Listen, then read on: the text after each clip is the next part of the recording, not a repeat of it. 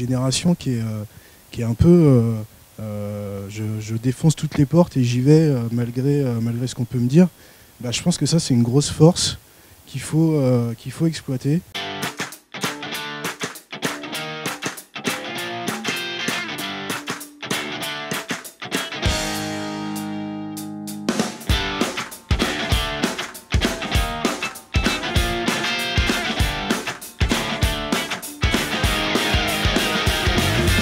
Il y a certains jeunes de banlieue, en fait, même s'ils ont des talents, on leur a pas montré en fait, voilà, leur talent ou comment développer leur talent en fait. Donc moi-même, dans ce cas-là, je ne savais pas comment mener un projet, qu'est-ce que c'est une étude de marché, un business plan. Donc Europacity, c'est une bonne initiative et je pense que voilà, c'est notre rôle un petit peu de participer à ce genre de projet.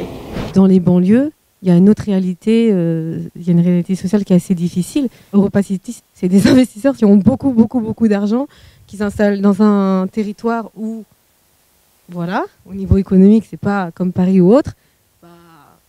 Ok, on va les faire en sorte qu'ils peuvent dialoguer ensemble et construire quelque chose de super pour justement le vivre ensemble, pour avoir un cadre de vie idéal. Je pense que ça, c'est un grand enjeu pour vous, c'est de vous faire aimer du département parce que vous n'aurez pas de meilleure publicité que les gens du département en fait. Comment ça va pas être un projet, encore une fois, qui est venu, comme on le disait, prendre une parcelle de terrain pas très chère et qui s'adresse à des touristes de passage que nous on regardera de loin. On a beaucoup entendu Stade de France Paris, Stade de France Paris, pas forcément Stade de France Saint-Denis, parce qu'on cherche juste un terrain vague qui coûte pas trop cher, mais on va continuer à dire Europacity s'installe à Paris.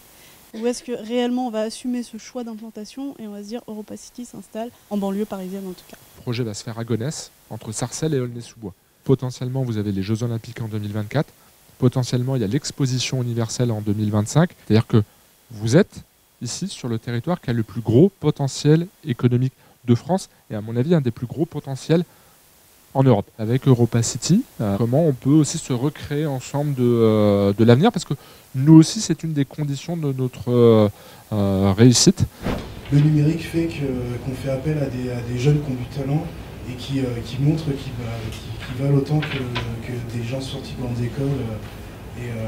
Par ce biais-là, je pense que la participation des habitants, du coup, elle va être gagnée, quoi.